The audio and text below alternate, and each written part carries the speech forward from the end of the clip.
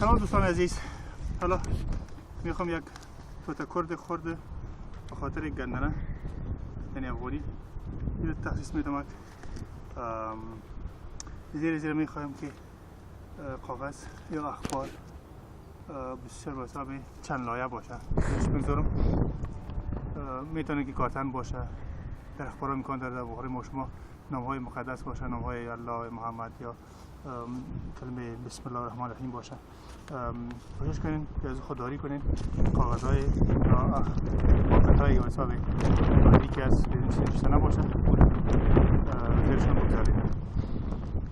دیگر البته که پرابلم همیشگی چمن است و رقم نبات به نام غیوهل میگن یا اون وجود داره، بسیار مشکل است. تا این چیز درست نمیرویه و میخوایم که ساحه زیر کنترل برم یاری خوشایش از منو برم.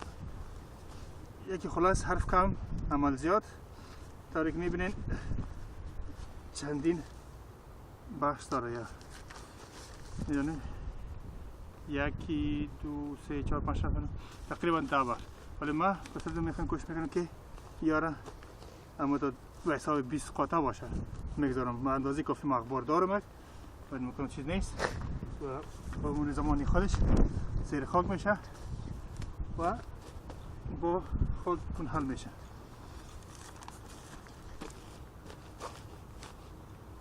شمال نبرش، امروز زیر هوا شمالی است بادی. کوشش میکنم که شمال نبرشون. خب همین شکل دوام میتیم تا که همه ساحه را زیر کنترل بگیره. میبینید این کنجه که امکان داره که بعدا کوشش میکنم یه ذره خود زیادتر دبلتر اینجا بگذارم. حیف نیست اخبار درست میتونید. خب یه ذره تندتر است. کوشش کنین اگه اشتباه است بسیار دوموز ورقای اخباری که واسه رنگ زیاد استفاده شده باشه اینجا مواد کیمیایی زیادتر است. لطفاً از خودداری کنید. مواد اخبارای ورقایی که واسه رنگ زیاد داشته باشه خودداری شود. خوب قدر نداره بد نیست، میتونم استفاده کنم.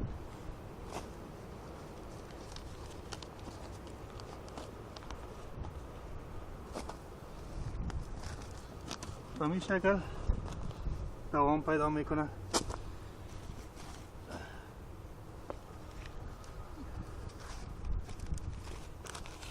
بدبختانه این چند ویدیویی را که من ثبت میکنم ریزش هستم، هوا نیمه سرد، پکا و پوستین جست، آدم زود مریض میشه.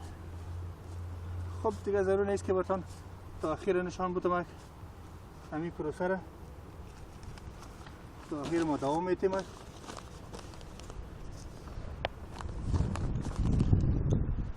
امید ازی که شوا در آینده کمتر ما را آزار اذیت بده. البته که سرزی خاک بیشتر میه و ریگ هم رای گرد میشه، بوریاره هم رای گرد میشه. نتیجه به خیلی دو امیدواره. یعنی یو بل شاید ورم تاستا دوستانه ایده خاور افغانستان کې ډېر داسې لغتونه مدرن اوس راغلي دي، ډېر څه منیجمنت یا د اوبو منیجمنت، د خاورې منیجمنت یا وایم چې د خاورې کنټرول اداره په ښه شکل سره نظر په خاورې ته ګوري. اول څه رقم ځمکه لري، ریګي ده، مټینه ده، ګډه ده. د ټول اول فکر کوي ورته څېړي چې غواړي وکړي، نتیجه چې غواړي څنګه اوسي. ټول تا په لاس کې ده، الله په لاس کې، تا په لاس کې. فکر اول وکړه.